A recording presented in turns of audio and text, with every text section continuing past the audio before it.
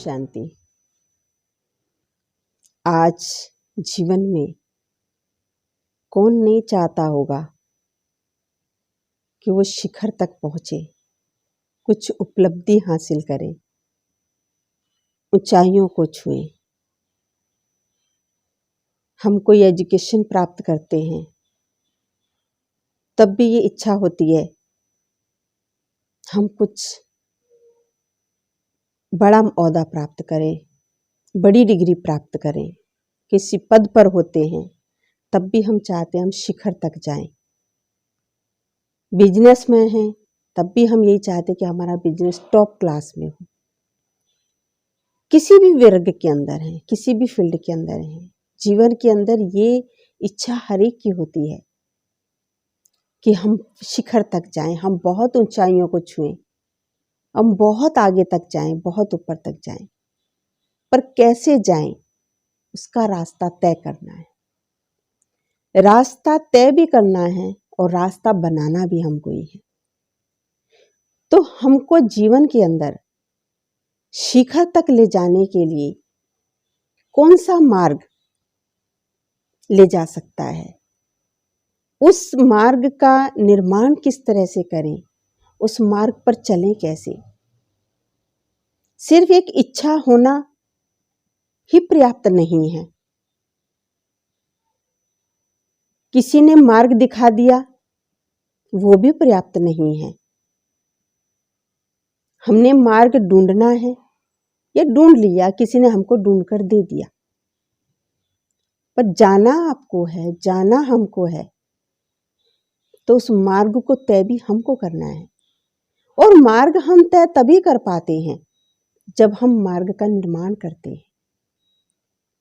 किसी ने हमको रास्ता बना के दे दिया, मंजिल बना के दे दी, लेकिन केवल एक मंजिल बनाकर देने से, रास्ता बनाकर देने से ही हम ऊंचाई तक पहुंच जाएंगे, शिखर तक पहुंच जाएंगे, ये कोई जरूरी नहीं है।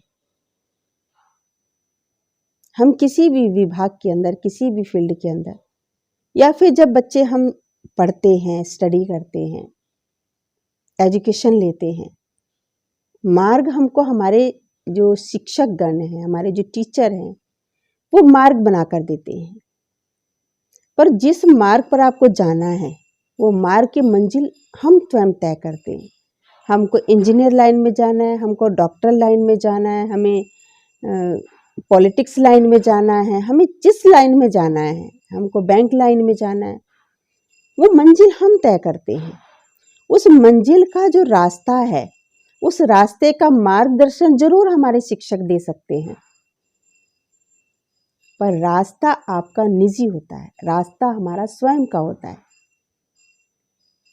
सपोज एक इस क्लास के अंदर 50 स्टूडेंट हैं, 100 स्टूडेंट हैं।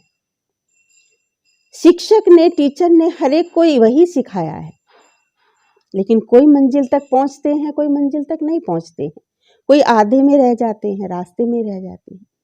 पर शिखर तक कोई कोई पहुंचता है। कौन पहुंचता है, उसकी विधि क्या है, किस एजुकेशन पढ़ी, एग्जाम दिए, पढ़ा, वो सब कुछ था, लेकिन वो जो एजुकेशन थी वो केवल पढ़ने तक थी, केवल दिमाग तक रह गई। उसको अगर हमने आत्मसात नहीं किया, जिसको हमने समझा नहीं, तो वो हमको शिखर तक नहीं ले जा सकता। हम वकील बहुत सारे देखते हैं और बहुत सारे वकीलों की ड्रेस होती है काला कोट, डॉक्टर्स की ड्रेस होती है सफेद कोट। तो कुछ वकील ऐसे होते हैं जिनके पास टाइम ही नहीं है, इतने केस उनके पास आते हैं, और टिपिकल केस जो होते हैं उनको वो हैंडल करते हैं। और कुछ वकील ऐसे भी होते जो सारा दिन वेट करते रहते कि कोई केस उनके पास आए। वकालत दोनों ने की है, डिग्री दोनों ने ली है, पर ऊंचाई तक दोनों नहीं पहुंचे। क्यों नहीं पहुंचे? क्योंकि दोनों ने अपने रास्ते का जो चले हैं, तय किया है, दोनों के अपने अपने सिद्धांत रहे। एक उदाहरण हम और लेते हैं, किसका रास्ता, किसकी मंजिल कहां तक जाती है। एक टेलर कपड़ा सिलाई करता है और कपड़े सिलाई करने में उसको सबसे पहला जो शस्त्र इस्तेमाल होता है, सबसे पहला जो साधन इस्तेमाल होता है, वो कैंची इस्तेमाल होती है। बिना कैंची के वो वस्त्र सिलाई नहीं कर सकता। सबसे पहले वो वस्त्र को काटता है, उसको डिजाइन देता है, जिस आकार में उसको लेना है, जहां से वो करना है उसको। उसके बाद काम करती है सुई और धागा। लेकिन सुई बहुत छोटी सी चीज है और कैंची बहुत बड़ी चीज है, लेकिन सुई की वैल्यू बहुत ऊंची है और कैंची की वैल्यू बहुत नगण्य। एक बार एक बच्चे ने अपने पिताजी से एक सवाल किया। वो अपने पिताजी को काम करते हुए देख रहा था और वो देख रहा था कि उसके पिताश्री, उसके पापा कैंची से कपड़ा काटते हैं बार बार और कैंची को पैर के नीचे दबा देते हैं। उसके बाद सुई से सिलते हैं और सुई को अपने सिर की टोपी पर, पगड़ी पर लगा लेते हैं। उसने कई बार ये प्रक्रिया देखी तो जिज्ञासा हुई जानने की।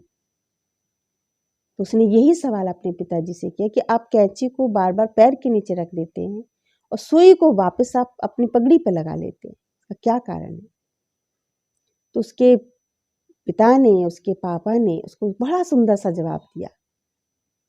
ये जीवन का सार, ये 2 पंक्ति उसने जो बताई, पूरे जीवन का सार है और वही हमारे जीवन का मार्ग तय करती है। हमें ये बताती है हमें अपना मार्ग कौन सा बनाना है, जबकि दोनों की वैल्यू है, दोनों की वैल्यू, लेकिन एक यूज होने के बाद नीचे रहती है और दूसरी यूज होने के बाद ऊपर रहती है।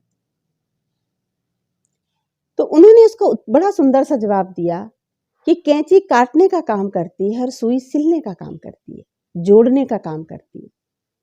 तो जो तोड़ने का काम करता है, काटने का काम करता है, वो हमेशा नीचे रहता है और जो जोड़ने का काम करता है उसका स्थान हमेशा ऊपर होता है। यही वास्तव में जीवन की ऊंचाई पर चढ़ने का मार्ग है। हम किसी भी क्षेत्र के अंदर हैं, किसी भी फील्ड के अंदर हैं, हम घर में महिला हैं या हम बिजनेस करते हैं या हम जॉब करते हैं या हम वकील हैं या हम जज हैं या हम टीचर हैं, कोई भी फील्ड है, ये दोनों चीजें हर फील्ड के अंदर होती है। अब हमें ये देखना है कि मेरे संस्कार का जो रास्ता है वो कैंची से होकर जाता है कि सुई से होकर जाता है। अगर मेरे संस्कार का रास्ता कैंची से होकर जा रहा है तो सब कुछ करने के बाद भी मेरा स्थान नीचे ही रहेगा, और अगर मेरा रास्ता सुई की तरह है, सबको लेकर चलता है, सबको जोड़ कर चलता है, सबको मिला करके चलता है, तो भले मैं बहुत तुच्छ प्राणी हूं, साधारण प्राणी हूं, लेकिन उसके बाद भी मेरा समाज में, मेरा संसार के अंदर, मेरे परिवार के अंदर स्थान जरूर ऊंचाई पर होगा। तो अपने आप को ऊंचा बनाना है, अपने आप को रॉयल बनाना है, अपने आप को किसी मंजिल पर पहुंचाना है, किसी उच्च मंजिल पर पहुंचाना है, कुछ ऊंचे स्थान पर अगर लेके जाना है, तो हमको रिश्तों को जोड़ने का काम करना है, हमको आपस में सबको मिलाने का काम करना है। मेरे संस्कार, मेरी आदतें, मेरे कर्म सबको मिला करके चलने वाले हों, सबको आगे बढ़ा करके, सबको जोड़ करके चलने वाले हों, तोड़ करके चलने वाले नहीं। तोड़ने वाला हमेशा खुद टूट जाएगा और जोड़ने वाला और जुड़ करके वो बहुत लंबी रस्सी बन जाता है। तो जीवन का सार यदि समझना है, जीवन का महत्व यदि समझना है, ये जीवन को हमें किसी शिखर पर लेके जाना है, तो हमको सुई के समान बनना है। भले यहाँ दिखाई नहीं दे रहे हैं हम कोई शो नहीं है हमारा, लेकिन हमारे संस्कार, हमारी आदतें, हमारा व्यवहार, हमारे कर्म सबको जोड़ करके चलते हैं, सबको मिला करके चलते हैं, सबको ले करके चलते हैं, सबको बना करके चलते हैं।